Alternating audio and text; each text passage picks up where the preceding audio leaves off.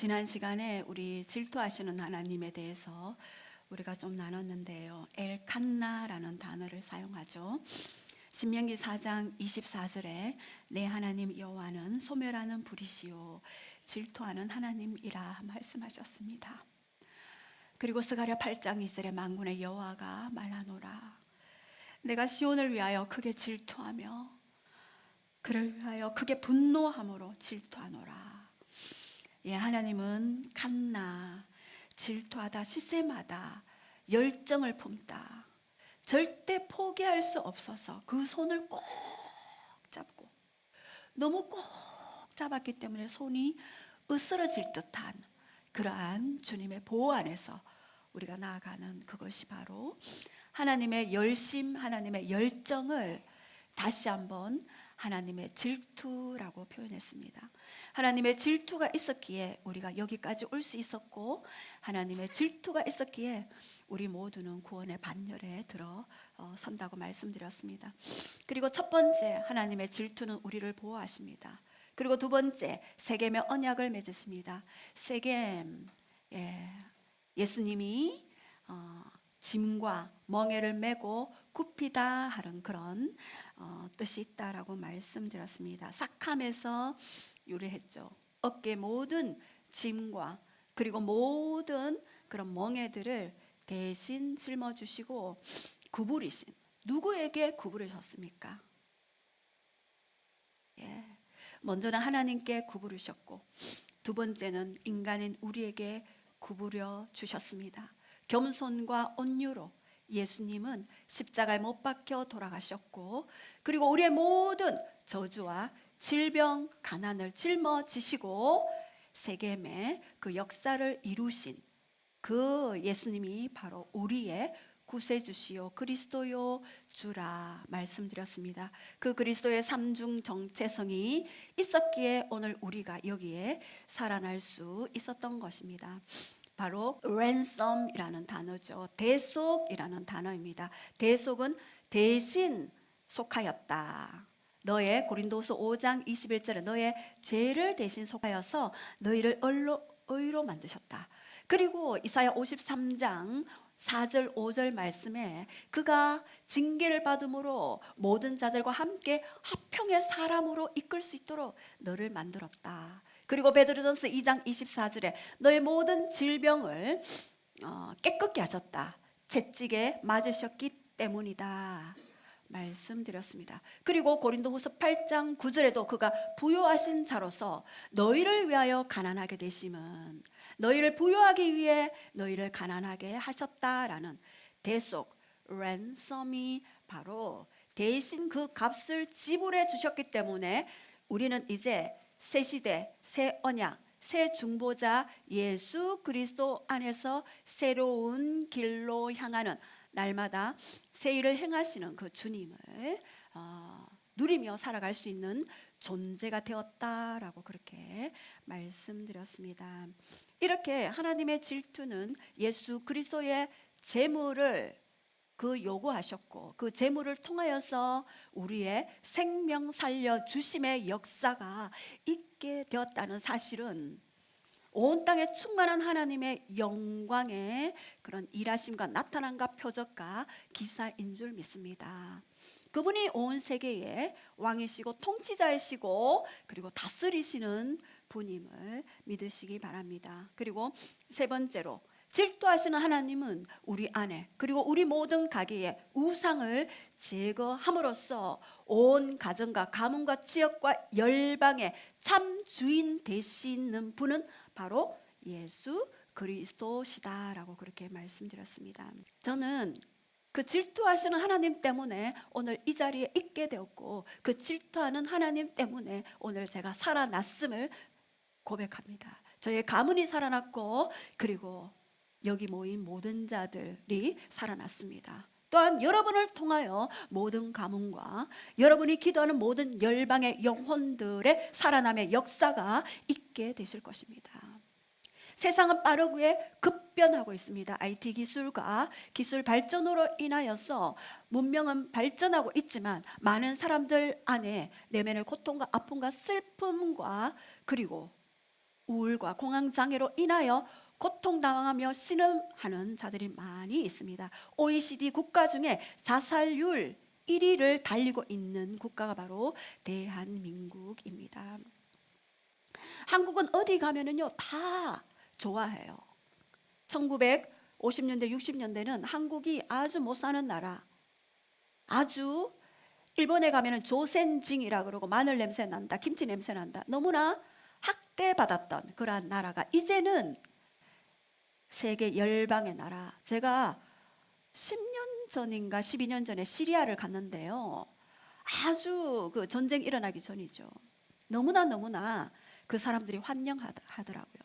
K-팝을 너무나 또 좋아했었고, 또 여러분들은 모르겠지만 배용준 그런 어떤 연예계에 관심이 아주 많았고, 그래서 한국 사람이 가면은 굉장히 우대를 받는 시대가 되었습니다. 그리함으로 그것을 하나님은 복음의 진보, 복음의 나타남과 역사를 이룰 수 있는 통로로 사용하셨어요. 하나님의 지혜와 지식에 무궁함이요 그의 길은 찾을 길 없고 그의 지혜는 청량할 길이 없다라고 로마서 11장 33절에 말씀하셨는 것처럼, 하나님은 우리에게 불을 주시고 우리를 부강케 하시고 우리로 하여금 전 세계에 뛰어난 코레아로 세워진 것은 바로 복음을 위한 하나님의 응답이었습니다. 자, 오늘 세계 역사 속에 하나님은 여전히 우리에게 다가오셔서 말씀하시는 하나님이십니다. 오늘 누가복음을 통하여서 세례 요한을 통해 구약의 예언을 성취하시고, 그리고 또한 예수님의 예언을 성취하셨던, 그래서 또 우리를 통한 예언의 성취가 각자의 삶에서 일어나는 것들을 보기를 원합니다. 첫 번째, 우리 빈들에 임한 하나님의 말씀입니다. 우리 1절과 2절 우리 다 함께 선포하시겠습니다. 시작. 티베리오 황제가 통치한 지 15해 곧 본디오 빌라도가 유대의 총독으로, 헤롯이 갈랄리의 분봉왕으로, 그 동생 빌립이 이두르와 드라고니 지방의 분봉왕으로, 루시니아가 아벨레네의 분봉왕으로, 안나스가 가야바가 대제사장으로 있을 때에 하나님의 말씀이 빈들에서 사가랴의 아들 요한에게 임한지라. 이제 하나님의 말씀이 빈들에서 사가랴의 아들 요한에게 임했다라고 이전에 말씀하십니다. 이것은 엄청난 말씀입니다. 여호와께서 말라기, 구약의 가장 마지막에 있는 선지서죠. 이 말라기 이후에 400년 동안 하나님의 침묵이 있었습니다. 여러분, 그때는 계시도 환상도 음성도 꿈도 없었습니다. 하나님의 선지자들이 다 입을 다문 시대가 되었습니다. 왜요? 바로 그 시대에 하나님을 떠나 부패한 이스라엘 백성들에게 이제 더 이상 내가 너희를 그냥 두지 않겠다, 이제 새로운 빛으로 새로운 영광으로 태어날 예수 그리스도를 이 땅에 보내겠다 하는 하나님의 마지막 사인이었습니다. 그 침묵 속에 한 사람이 탄생되어집니다. 사가랴와 엘리사벳의 아들 세례 요한의 출생을 알리고 있습니다. 여러분, 가장 내 인생에 어둡다고 생각할 바로 그때가 새로운 일을 시작하는 바로 직전에 있는 시기입니다. 구약의 430년 동안 바로의 압제 가운데 있었을 때 아므람과 요게벳을 통해 모세를 준비시켰듯이 이제 사가랴와 엘리사벳을 통해 세례 요한을 준비하고 새 시대 새롭게 예수 그리스도를 맞이할 자를 출생하게 하십니다. 여기에서 1절에 디베료가 나옵니다. 디베리우스입니다. 로마 황제 12명의 가이사 중에 세 번째 가이사입니다. 아주 잔인했습니다. 악독했습니다. 그리고 술에 쩔어서 사는 그러한 난폭함을 가지고 있는 디베료 황제가 나옵니다. 그리고 디베료 황제 밑에 본디오 빌라도 총독이 나오죠. 이 총독은 바로 왕을 이야기하죠. 그리고 또 그 다음에 세 번째는 분봉왕 헤롯과 빌립과 루사니아를 이야기합니다. 그 당시에 4분의 1 로마에 속한 속국들을 4분의 1 분배해서 그런 나라를 다스리는 그러한 3명의 분봉왕을 두고 있었습니다. 여기에 황제도 총독도 그리고 분봉왕도, 거기에서 하나님의 말씀이 임하지 않았어요.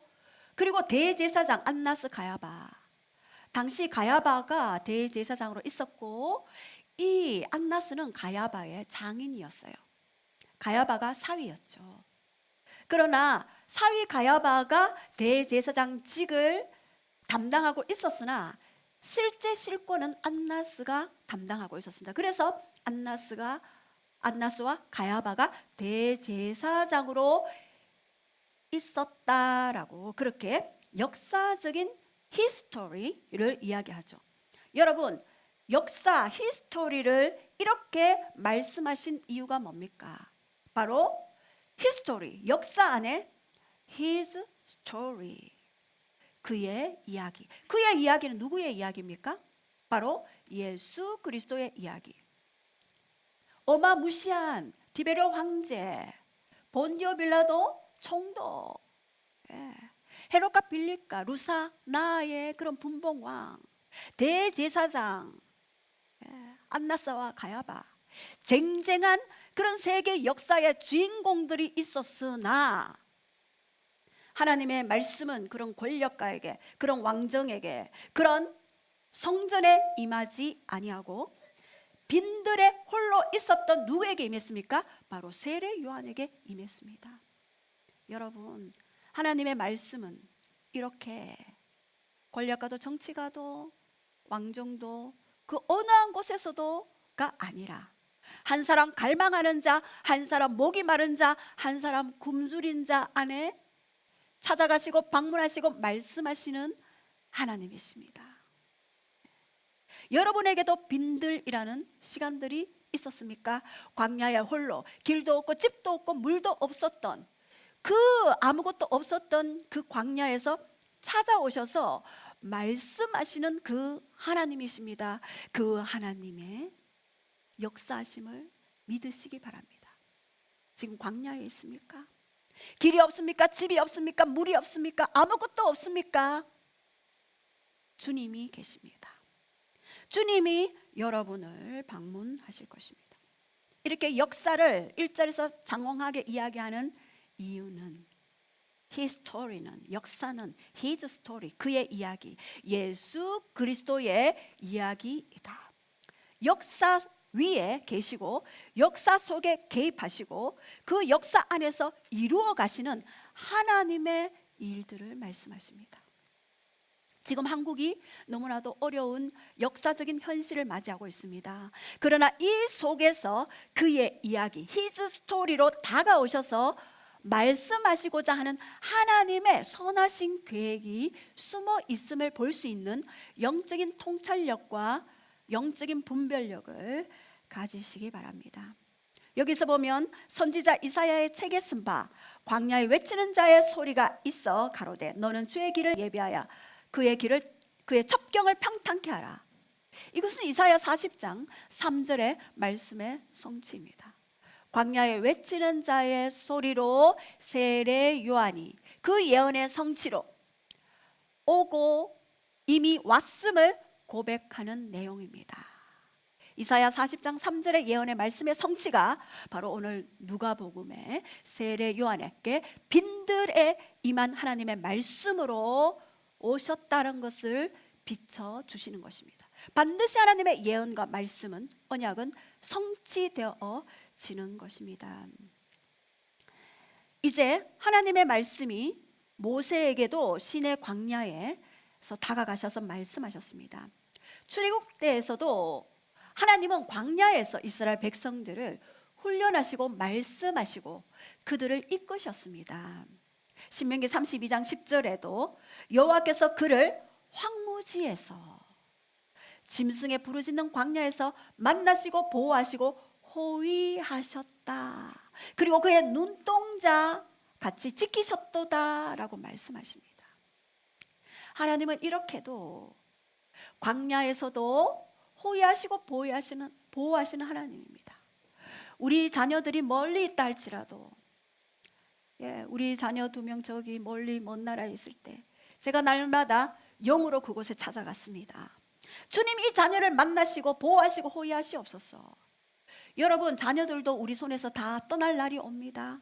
그러나 진정한 보호자, 진정한 호위자, 진정한 후원자는 바로 예수 그리스도이심을 믿으시기 바랍니다. 바로 이렇게 신명기 32장 10절에 광야에서도 보호하셨다. 지금도 하나님은 우리를 보호하고 계십니다. 저는 오늘도 찬양할 때 하나님의 보호막이 느껴졌습니다. 제가 어제 감기 몸살로 온 뼈가 다 아프고 그래서 좀 쉬어줬는데 새벽에 멀쩡하게 또 깨더라고요. 중보기도로 오구나. 중보기도로 또 벌떡 일어나게 되었구나를 알게 되었습니다. 감사합니다. BC 167년 하스모니안 제사장 가문에 바로 마카비가 있었는데요. 이제 종교적인 박해 속에서 예루살렘을 탈환하고 그리고 성전 정결을 하기 위해서 이들은요, 바로 이스라엘의 성전을 지키기 위해, 그리고 이 이스라엘 땅을 지키기 위해 그들의 방식대로 일하는 여러 가지 파들이 있었습니다. 여러분들은 이 파들을 이해해야지만 성경을 이해할 수 있습니다. 첫 번째가요, 사두개인파였습니다. 이 사두개인파는요, 성전을 중심으로 이스라엘의 안정을 유지하려고 했습니다. 그리고 두 번째는 바리새인파였습니다. 이 바리새인파는요, 율법을 지킴으로 이스라엘을 보호하려 했습니다. 세 번째는 열심당이었습니다. 이것은 군사적인 방법으로 이스라엘을 지키기 위해 로마와 맞서야 했습니다. 헤롯 당은 바로 로마와 결탁하여 정치적으로 이스라엘을 유지하려 했습니다. 헤롯 당 많이 나오죠. 그리고 에세네파는요, 세상과 단절했어요. 이것도 저것도 다 안 된다. 우리는 세상과 단절하다. 그래서 수도원 같은 공동체 생활을 하면서 매일매일 구약의 성경을 필사하고요. 그리고 매일 침례, 세례를 행하면서 자신을 정결케 하는 삶을 살았습니다. 많은 학자들은 이 세례 요한이 에센에파에 소속된 자다라고 그렇게 이야기합니다. 이렇게 매일매일 성경을 필사하고 자신을 정결케 했던 에센에파 중에 한 사람으로서 이제 세례 요한은 자신의 정체성을 드러내기 시작합니다. 이스라엘의 정치적 종교적 배경 속에서 이제 his story, 그의 이야기를 써내려갈 한 사람의 주인공을 등장시키는데요. 오늘 his story, 그의 이야기를 써내려가는 한 사람 한 사람이 바로 여러분 한 사람 한 사람들임을 선포합니다. 자, 그렇다면 세례 요한의 4대 사역이 있습니다. 3절에서 6절 말씀을 우리 한번 선포하시겠습니다. 시작.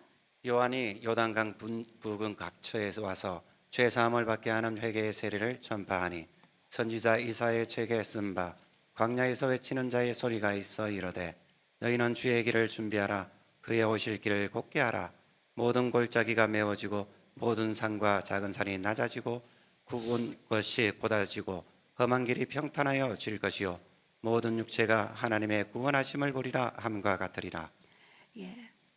6절에 보면 모든 육체가 하나님의 구원하심을 보리라. 이것은 결과예요. 이 결과를 있게 하기 위해서 세례 요한은 4가지 사역을 선포합니다. 첫 번째 사역은요, 모든 골짜기가 메워지고 움푹 패인 골짜기가 있습니다.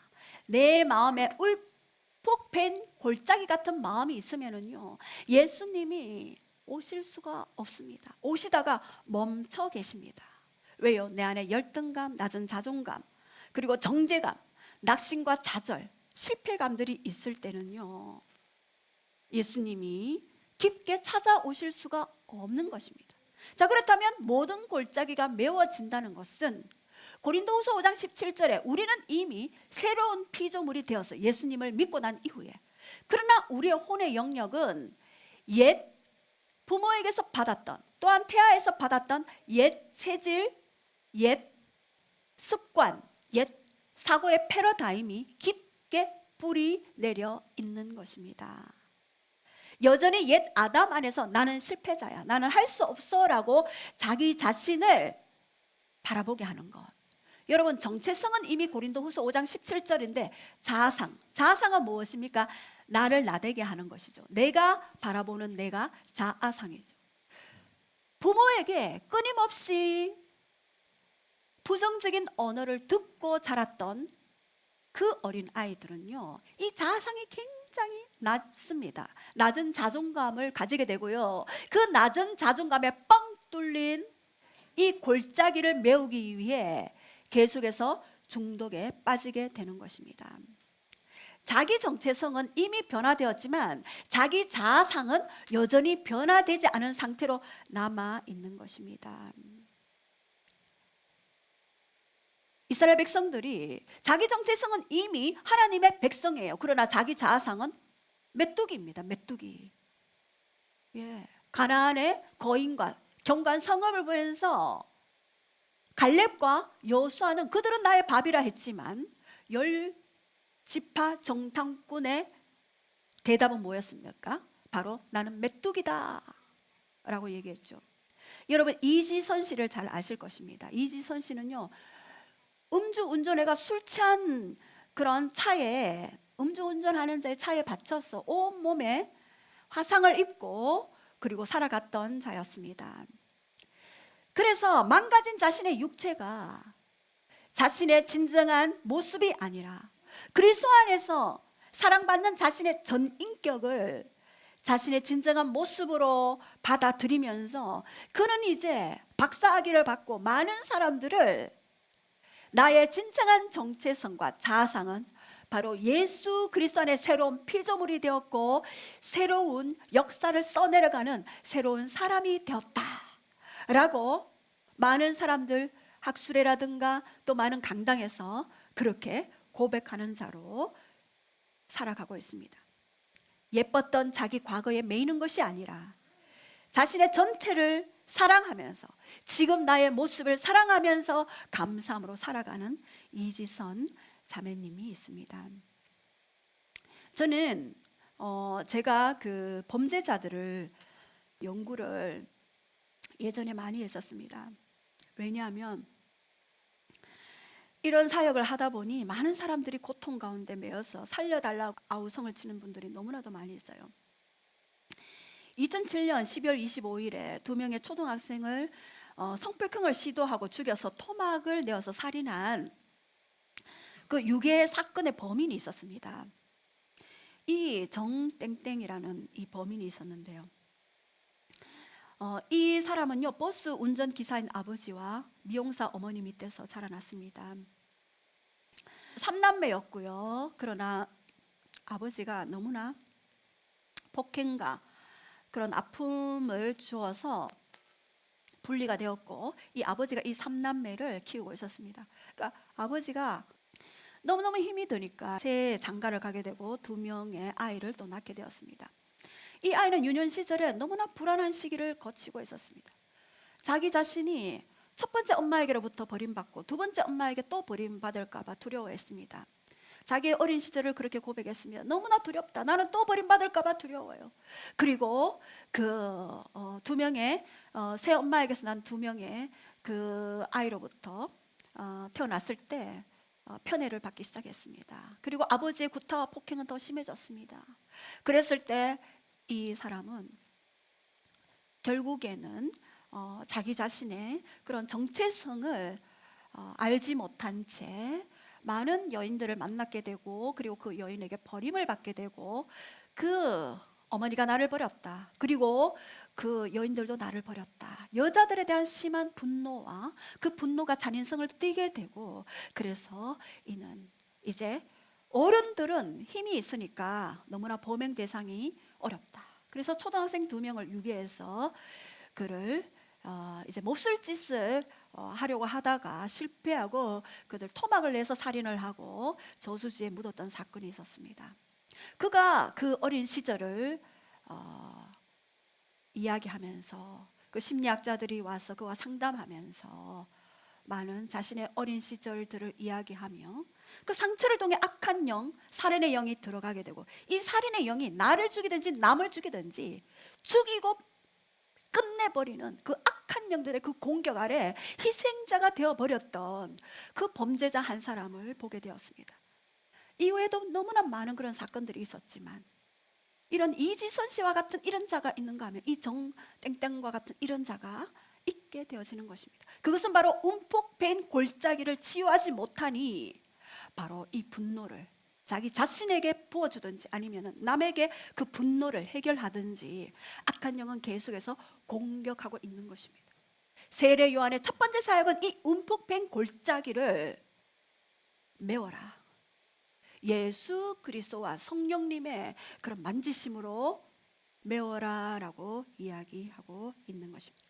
두 번째는요, 높은 산과 작은 산이 낮아진다. 이 높은 산과 낮은 산, 모든 산들이 있죠. 높아진 경관진입니다.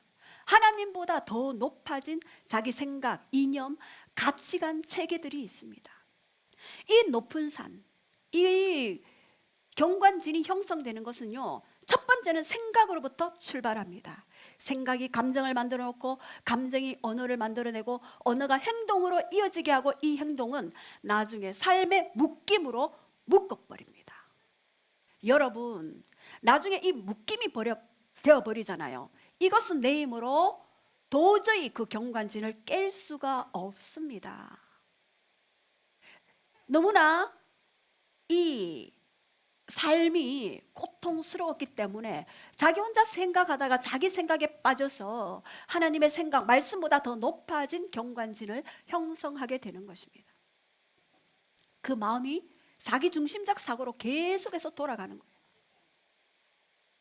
저 사람이 이랬는데 내가 이런 대우를 받아, 또는 우리 명절에도 가족끼리 이렇게 모이다 보면은 나는 이렇게 했는데 저 사람은 저것밖에 안 해 라는 그러한 자기 생각이 자기를 묶임으로 가져가게 되는 것입니다. 성경은 말씀합니다. 마태복음 5장에 성경은 마음에 대해서 아주 천국이 어떻게 임하는가에 대해서 말씀하고 계십니다. 마음이 가난한 자에게 천국을 준다. 애통하는 자에게 위로를 준다. 온유한 자에게 땅을 기업으로 받게 한다. 그리고 의에 줄이고 목마른 자에게 내가 그에게 배부르게 할 것이다. 그리고 마음이 청결한 자가 하나님의 얼굴을 보게 될 것이다. 그리고 화평케 하는 자가 하나님의 아들이라 일컬음을 받게 될 것이다. 그리고 의를 위하여 핍박받는 자 할지라도 기뻐하고 즐거워할 때 그곳에 천국이 임한다라고 예수님은 완전히 이 땅의 시스템과 다른 시스템을 말씀하셨습니다. 마음의 천국이 모든 것을 가능케 하신다는 것을 저도 얼마 전에 깨달았습니다. 마음의 천국이 임할 때 모든 것을 해낼 수 있는 강력한 파워가 있게 되는 것을 경험하게 된 것입니다. 이렇게 모든 높은 산과 작은 산이 낮아지게 해라라고 세례 요한은 얘기합니다. 그리고 굽은 것이 곧아지고, 무엇이 굽어졌습니까? 세상적인 사고방식이 모두가 다 굽어졌습니다. 제가 얼마 전에도 우리 딸이 시외조모의 부고를 이렇게 알리는 시외조모가 돌아가셔서 2박 3일 동안 거기서 열심히 도와주고 열심히 일을 하고 회사에 출근했는데, 회사에서 이야기했습니다. 아니, 시외조모가 돌아가신데 그냥 인사만 딱 하고 얼굴만 비추면 되지 뭐 그렇게 2박 3일 동안 일을 하느냐 라고 세상 사람들이 회사 가니까 그렇게 얘기했어 라고 그렇게 이야기하는 것들을 들었습니다. 그래서 제가 말씀을 보내줬습니다. 골로새서 3장 23절에 무슨 일을 하든지 마음을 다하여 주께 하듯 하고 사람에게 하듯 하지 말라. 네가 한 것은 죽게 하듯 했기 때문에 사람에게 한 것이 아니다. 그러나 그 결과 24절에 이는 기업의 상을 죽게 받을 줄 아나니 너희는 주 그리스도를 섬기느니라. 너가 한 일은 주 그리스도를 섬긴 일이고 그 기업의 상은 주님께 받게 될 것이다. 그 사람에게 직접 받는 것이 아니라 주님이 더 큰 기업으로 너를 갚을 것이다 라고 이야기했습니다. 여러분, 이 시스템, 이 생각, 가치관 체계 굉장히 중요합니다. 아니면은요, 여러분은요 시험 당할 일 천지입니다.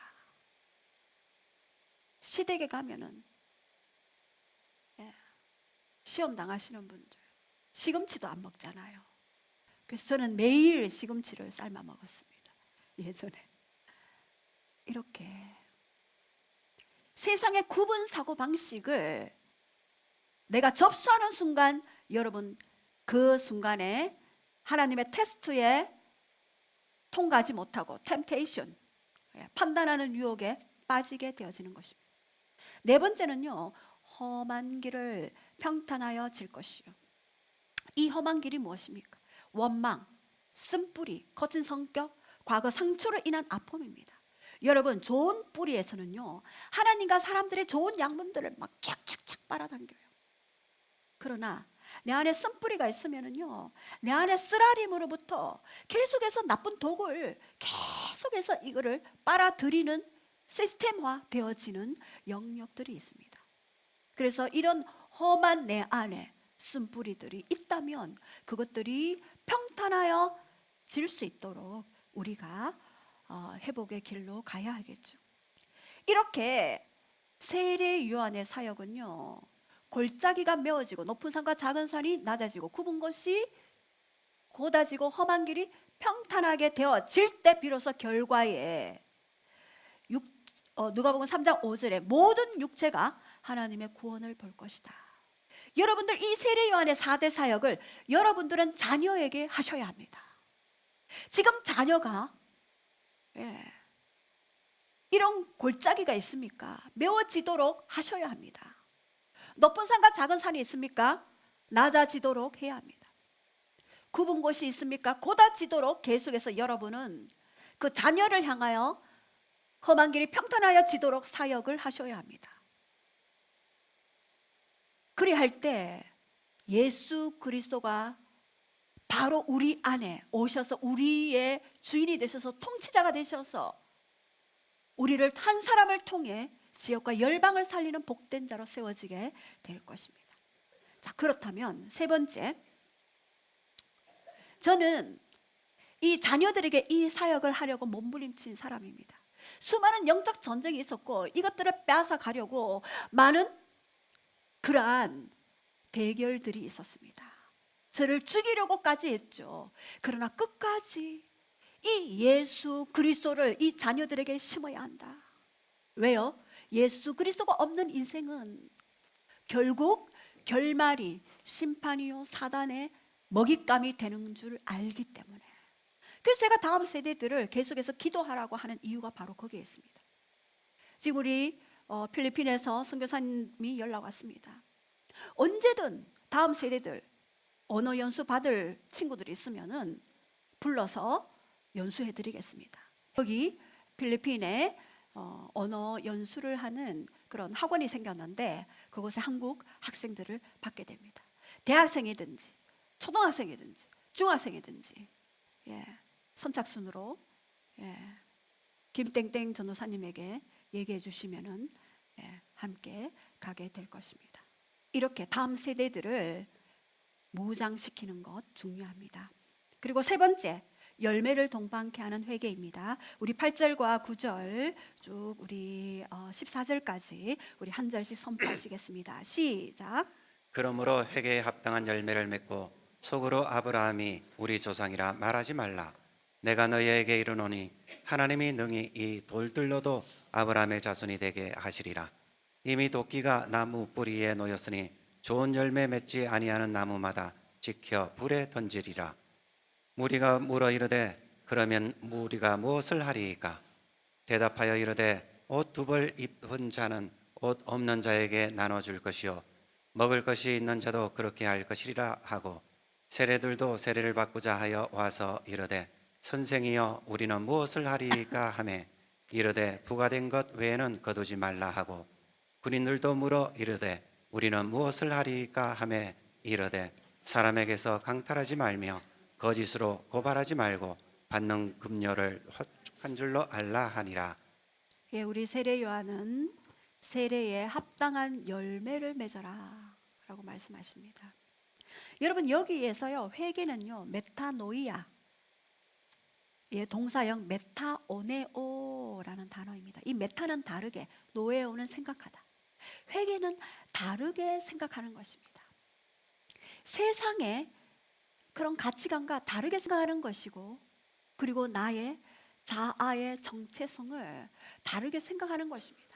이제 나는 세상에 속한 자, 죄에 속한 자가 아니라 예수 그리스도께 속한 자, 의의 반열에 속한 자입니다. 리턴하는 것입니다. 돌아가는 것입니다. 누구에게로요? 아버지에게로 돌아가는 것입니다. 그것이 회개입니다. 아버지의 품으로 돌아가는 것, 그것이 회개의 진정한 의미입니다. 자기의 마음과 생각을 바꾸는 것이죠. 과거의 옛 생각, 사고방식에 사로잡혀서 분노하고 그리고 화를 내고 그리고 미워했던 이 사고방식에서 이제는 축복하고 격려하고 감사의 그런 생각으로 리턴하는 것이 바로 회개입니다. 근데 반드시 회개에는 열매가 따르는 것을 보고 진짜 회개인지 아니면은 그냥 단순한 회개인지를 알 수가 있다라고 이야기합니다. 바로 하나님의 나라는요, 이런 행함에서 하나님의 나라의 표적과 기사가 나타나는 것입니다. 어떻게 이야기했습니까? 옷 두 벌 있는 자는 옷 없는 자에게 나눠주라. 그리고 세리들에게는 부과된 것 외에는 거두지 말라. 정직하라는 얘기죠. 군인들에게는 사람에게 강탈하지 마라. 자기의 권력을 사용하여 남을 아프게 하지 말고 남을 고통을 주지 말고 그리고 빼앗지 말라라는 의미입니다. 너희가 부자이냐 가진 것 있느냐 그러면 나누라라고 실제적인 행동을 이야기하는 것이 바로 회개의 열매입니다. 야고보서 2장 17절에는요 행함 없는 믿음은 죽은 믿음이라고 말씀하셨죠. 그리고 야고보서 2장 22절에는요 믿음이 행함과 함께 일하고 행함으로 믿음이 온전하게 되느니라. 너의 믿음을 증명해봐라. 그것은 너의 행함이 어떠하냐라고 보라라고 그렇게 이야기합니다. 이제 하나님의 나라가 여러분 가정의 일터에 임하게 하기 위해서 또 이 지역의 이 열방에 임하게 하기 위해서는 바로 하나님 나라의 라이프 스타일대로 살기를 원합니다. 그것이 바로 있는 자는 나누고 세리들은 정직하고 군인들은 강탈하지 말아라. 오히려 보호하라 라고 말씀하십니다. 그곳에 하나님의 나라가 임하게 되고 그곳에 하나님의 영이 운행하게 되는 것입니다.